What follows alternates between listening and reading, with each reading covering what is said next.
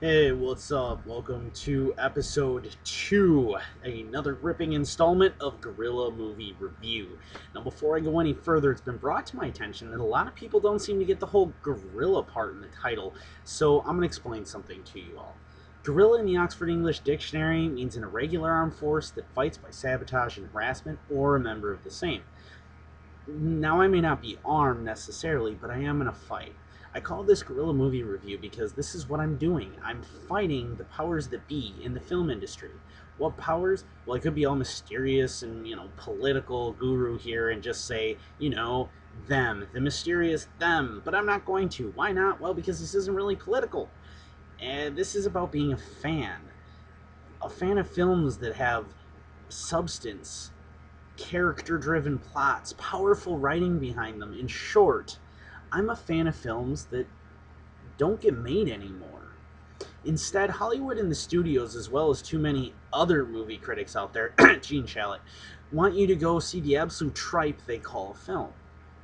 Movies that are entirely special effects based because they think that you, the moviegoer, are not intelligent enough to handle anything more than a film where you get shit blowing up. Sadly, they're all too often correct, but that's beside the point. Now, don't get me wrong here. I love to see shit blow up. It's pretty awesome, actually, and it satisfies a basic human urge to destroy things. This is the same kind of urge that you satisfy when you see a pristine, freshly built spider web and feel the need to burn it. Now, it's ingrained in our DNA.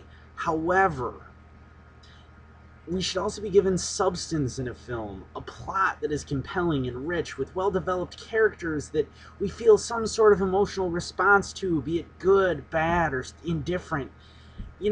I'm doing this to declare open warfare on Hollywood's trend to make films that just, well, fucking suck. I mean, they're shit.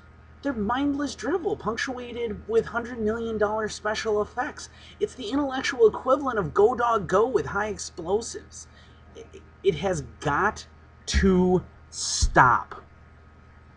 So, I will be reviewing films based solely on their trailers because, let's face it, the trailers have given everything interesting about films away for years. And, quite frankly, with today's ticket prices, I don't really feel like taking out a second mortgage on my house so that I can go see movies that I despise on a regular basis. So you're just going to have to deal with it if you're going to watch this shit. Now, today, I'm going to be reviewing Cowboys and Aliens, the new film directed by Jon Favreau. Now, you're probably going to remember him. He's the same guy who directed Iron Man and Iron Man 2 and was also in them as the fat bodyguard slash driver, Happy Hogan. Also, to Favreau's credit, are such intellectual gems as the voice of Jerome the Baron Zookeeper, the voice of Hurley in G-Force, Barry and I Love You, Man, Denver and Four Christmases, and of course he was billed as assistant in Batman Forever. Now, I have to say here that I do think that the concept for this movie is, in point of fact, pretty cool. It's a neat spin on two genres that have been done to death, the alien invasion film and the Western. It's a cool idea. But unfortunately, in trying to break down genre barriers, this film kind of winds up being a slave to both. I mean, we open the trailer with James Bond or Daniel Craig waking up as a random gunslinger with some mysterious high-tech jewelry on his wrist in the middle of the desert. In typical, hey, I can't remember who I am, but I'm still a pretty big badass fashion, Craig's character walks into town, pisses a lot of people off immediately, and then proceeds to resoundingly kick their asses. Um, However, unfortunately, in typical badassery, he winds up getting hit in the back of the head by a barmaid and falling unconscious. Now, I should interject here, this is not, in fact, a sequel to The Bourne Identity, despite all evidence to the contrary at this stage. Where was I? Oh, yes, in his badassery, he gets knocked out, and in the next scene, we are shown that Harrison, seriously, he really should be too old to keep doing this Ford, is not pleased that he can't have Craig. Presumably not, in fact, to have him over for a vodka martini, shaken, stirred, or otherwise. We then have it spelled out to us simpleton movie viewers that Craig is an amnesiac, in case you hadn't gathered that yet.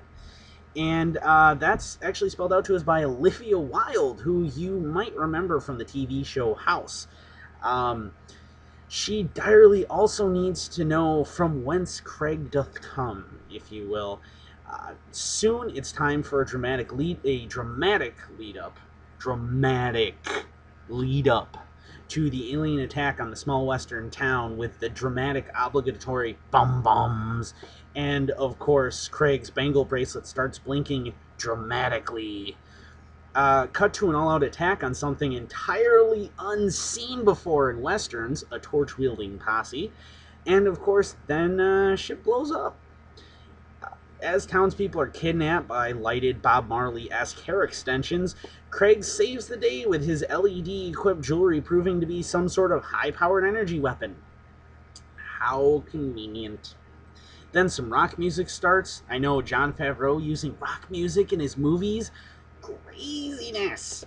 And we're given a montage to indicate that the aliens are bad news, again, in case you hadn't already gathered as much. And we learn that Wilde's character apparently has seen this happen before to her people, which I can only assume means she's supposed to be some sort of extremely anglicized-looking native. Anyway, we get a quick redemption message to Craig's character about bad people doing good things or something or other. And we end the trailer with him in a fist fight, during which he uses his ultra-high-powered weapon capable of bringing down a flying spaceship to blow a massive flaming hole in one of his opponents.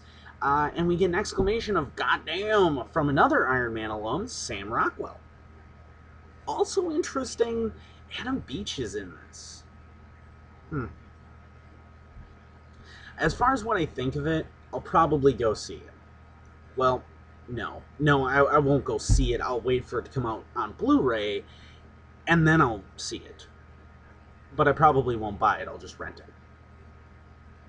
it, and probably from like Redbox. But you know, that's really also mostly out of morbid curiosity, more so than my actually wanting to see the movie. Should you see it? To each their own, really. But the one thing I do have to say here, Hollywood, if you're watching, for the love of God, we have had enough alien movies. We had enough alien movies after Kingdom of the Crystal Skull. Harrison Ford had enough alien movies after Kingdom of the Crystal Skull. For that matter, Harrison Ford probably had enough of aliens in movies after the insufferable Ewoks and Jedi, for the love of God. I mean, seriously, it's enough. It is, really. I mean, Alien vs. Predator? Are you fucking serious? Fuck you, Hollywood. Fuck you. And, yep, that's all.